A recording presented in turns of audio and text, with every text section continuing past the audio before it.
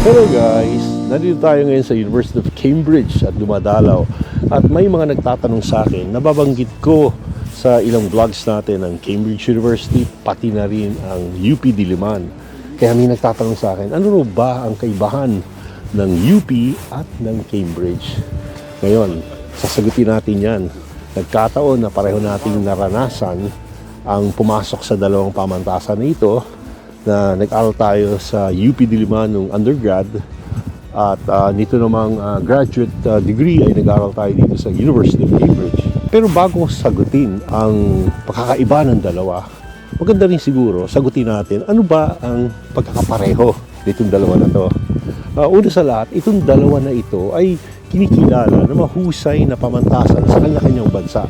Isa ang UP sa tinuturing na husay na pamantasan.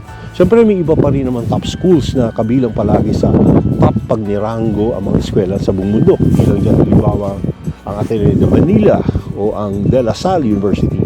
Dito naman sa England ay top ang Cambridge, kasama na ang Oxford University, pati na rin ang University of London. So pareho sila magaling.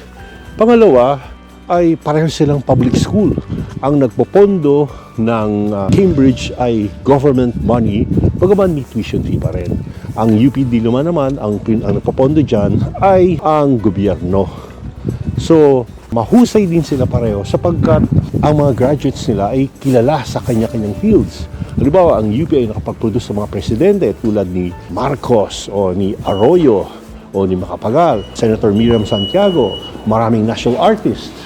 At ang Cambridge University naman ay nakapag-produce din ng mga kilalang mga tao sa mundo. Halimbawa ni Isaac Newton, na kilala sa gravity, o ni Charles Darwin, na kilala sa theory of evolution. Nakapag-produce rin sila ng mga philosophers, kamukha ni Bertrand Russell. Si Keynes naman ay ekonomista, kilalang kilala din. Si Lee Kuan Yew ay graduate din ng Cambridge University na naging Prime Minister ng Singapore. So, yan ang pagkakatulad. Ano ang pagkakaiba ng dalawang pamantasan? Unang-una, ang una ay nasa Asia, ang ikalawa ay nasa Europa.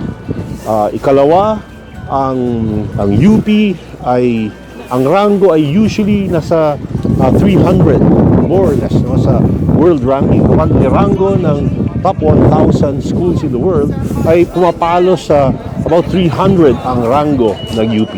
Ang Cambridge naman ay rumarango na nasa top 10 palagi.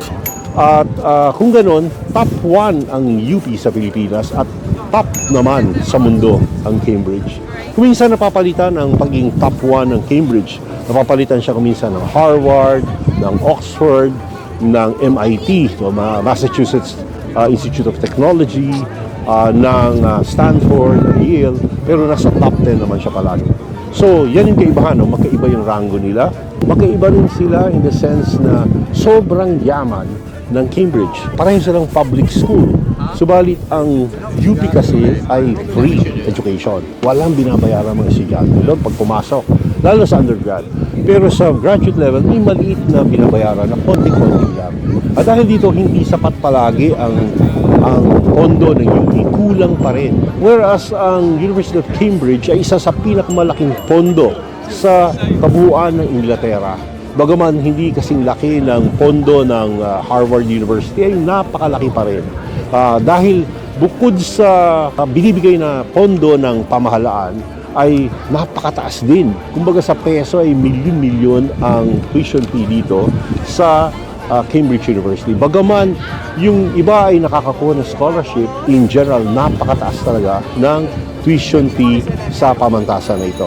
Bukod dyan, maraming nagbibigay na pondo sa Cambridge University, mga kumpanya, mga dating alumni, at kung saang-saang sources. At yun ang pagkaiba nila in terms of pondo, which means napakarami na pwede magawa dahil yung vision na malaki ang Cambridge University at napopondohan nila ang vision na yan sa pamamagitan ng mga malalaking pondo rin na pumapasok sa pamantasan. Nagbibigay sila halimbawa ng bursaries, yung mga estudyante na nangangailangan pa halimbawa ng mga dagdag na pondo on top of their scholarships, kaya pa nilang pondohan yan. Nagbibigay sila ng mga pondo para makapag-trip ang kanilang mga estudyante abroad. So, Bukod dyan, magkaiba rin kung kailan ang founding ng dalawang pamantasan na ito. Ang UPI na tinatag noong 1908, ito ay tinatag ng mga Amerikano para maging training ground na maging leader ng Pilipinas. Samantalang ang Cambridge University ay tinatag noong 1209, meaning mahigit 800 years old na ang Cambridge University at ang UP naman ay mahigit 100 taon na. So sana yung sagot natin guys, ang tanong sa atin, ano nga ba ang kaibahan ng University of Cambridge at ng UP Diliman. Babalik ako sa inyo kapag nagkumpara pa tayo ng marami pang iba sa masusunod nating video, kabilang na dyan ang mga admissions policies ng dalawa na syempre magkaiba pa rin. Okay, hanggang dito na muna. Babalik ako sa inyo. Promise, ito ang inyong Mr. Education. Bye for now and ciao!